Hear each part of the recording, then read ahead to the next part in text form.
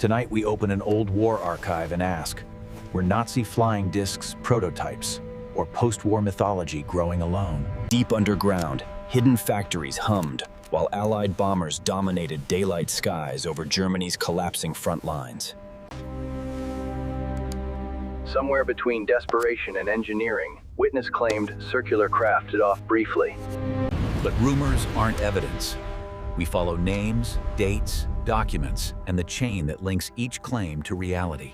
By the end, we'll score every story, confirmed, plausible, or smoke, and ask who benefited from endless confusion. First, the setting. Germany moved production underground to survive bombing, fuel shortages, and collapsing transport networks. Right now. Images show metalwork tunnels, rails, and galleries. The text also mentions other complexes, Jonas Valley and Der Ries. Underground space meant controlled access, tight security, and room for projects that never reached public records. And it created the perfect stage for legends. Prototypes built in darkness, then burned as armies closed in. Next, the method. The author ranks sources, from direct participants down to unnamed stories without documentation. Named engineers, eyewitnesses with prior knowledge, and intelligence summaries weigh more than anonymous campfire accounts in this file. A CIA document from 1952 mentions Germans building flying saucers as early as 1941, at least as reported. Still, a memo proves belief, not performance. And we need locations, builders, timelines, and what physically flew. So we map alleged projects by group, starting with conventional propulsion before exotic claims appear. Project 1 is Schriever Habermohl, centered near Prague, at Prague Bell Airfield. With score, it began as a Luftwaffe effort, later managed through Speer's armament system, then tangled with SS oversight now. Descriptions show a central cockpit surrounded by rotating adjustable vanes, more flying wheel than classic saucer. Engineer Georg Klein claimed he saw a flight on February 14, 1945, tied to Arms Ministry supervision. Now, other witnesses suggest earlier short hops in 1943, low altitude, brief distance, aluminum-colored craft on thin legs. Epp, cited as consultant, claimed many prototypes exist, yet surviving hardware, blueprints, and logs remain publicly absent.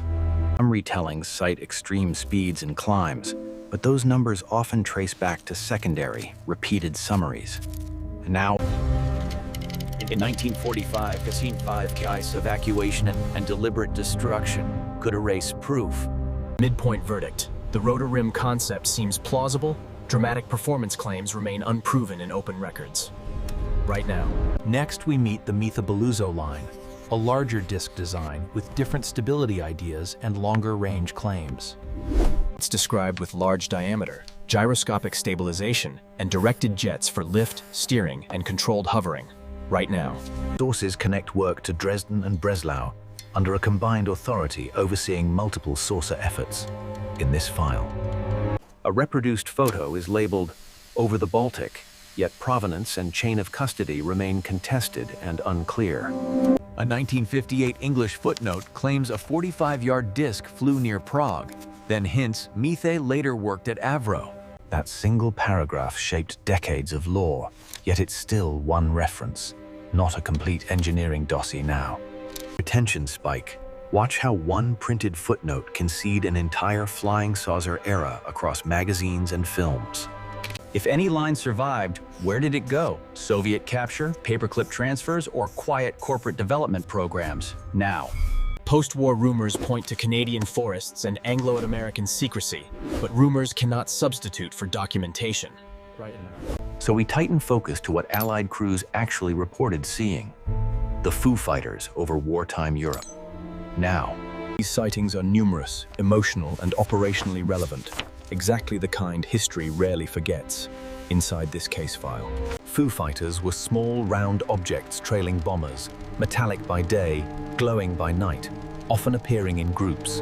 Pilots feared weapons. Evasive maneuvers sometimes failed because the objects kept pace and held position steadily. Right now. One account describes bright orange lights climbing from the ground. locking onto a tail, then vanishing abruptly. Now. Some reports mention radar malfunctioning or jamming, details later censored, diluted, or omitted in retellings in this file. The author argues a terrestrial origin fits better than extraterrestrial stories that begin only after 1947. Right now. He points to Austrian sites like Wiener Neustadt and Rack's works, possibly linked to SS oversight and Lippis Riche. Attention spike. If the fireballs were engineered, why decades of official no-record replies to FOIA requests? One theory, admitting lineage would expose post-war programs, contractors, and budgets built on captured wartime research. Another, the phenomenon was misidentified or exaggerated, and agencies avoided validating any narrative whatsoever. Either way, denial becomes part of the evidence landscape, shaping what historians can verify inside this case file. Later sections cite magnetic wave or engine-stopping concepts, yet details blur quickly into... We treat such claims cautiously. Without primary technical records, labels like death ray prove nothing at all. Now, What matters is a recurring manager, SS General Hans Kammler, repeatedly linked to underground installations and projects. Now, he appears tied to Peenemünde, Der Riese, Nordhausen, Jonas Valley, and Austrian sites. An extraordinary footprint right now. If one man controlled budgets and tunnels, his disappearance becomes the story of darkest black box. By late 1944, sources say Kammler replaced Klein as overseer for combined soccer. That shift matters. SS chains meant deeper secrecy, parallel reporting, and fewer surviving files after surrender. Right now. Some narratives claim last-minute flights into Switzerland, hidden within defensive caves. Others point south, toward Argentina and Chile legends, where engineers and rumors traveled after 1945. Meanwhile, Paperclip and Soviet captures split talent, parts, and papers. attention spike. The same fog that hides truth also fuels UFO stories, giving every side a convenient explanation. Extraterrestrial hype can distract from earthly prototypes. Earthly prototypes can also sell extraterrestrial hype endlessly in this file. The author urges an Earth-first rule until documents, parts, or test logs force a new conclusion. Now. So we build an evidence board. Named sources, claimed dates, facilities, photos, and what each... And we mark gaps. Missing serials, missing blueprints, missing flight logs, and missing custody for images right now. Verdict on Schriever Habermohl. Plausible experimental work, uncertain leadership, no hard public proof of extreme performance right now. Verdict on Miethe Belluzzo. Intriguing claims and photos, weak provenance. Post-war links remain speculative, not confirmed. Right now. Verdict on Foo Fighters. Well-attested sightings, origin unknown. Weapon hypothesis possible, but documentation remains thin. Verdict on exotic propulsion legends. Stories circulate, but reliable technical records are sparse and contradictory. In this file, yet the missing center remains Kammler, powerful, mobile, and vanishing as the Third Reich collapsed. In this file. Some argue Kammler died, others suggest defection.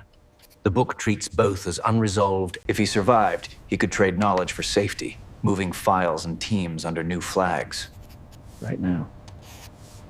If he died, someone still handled archives, because underground projects don't evaporate without paperwork trails. In this file. Either way, secrecy didn't end in 1945.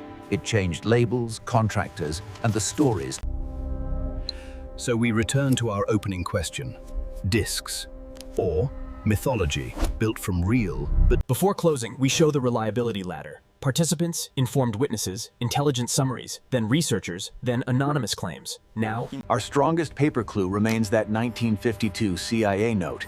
Useful, but still secondhand, and not a flight log. Watch the pattern.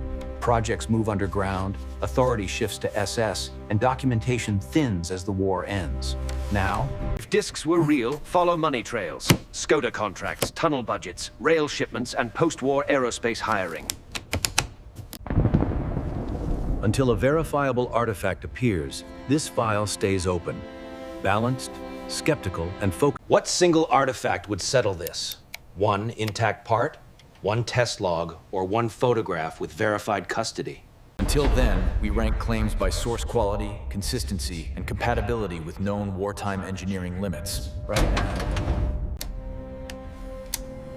Extraordinary speed numbers without primary logs are relax.